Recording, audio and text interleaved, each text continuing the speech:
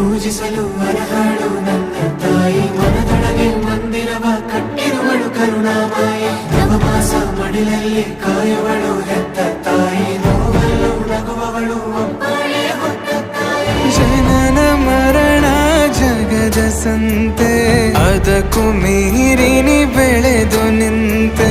ಕರುಣೆ ಸಹನೆಯ ಮೂರ್ತಿಯಂತೆ ದೇವರಿಗೂ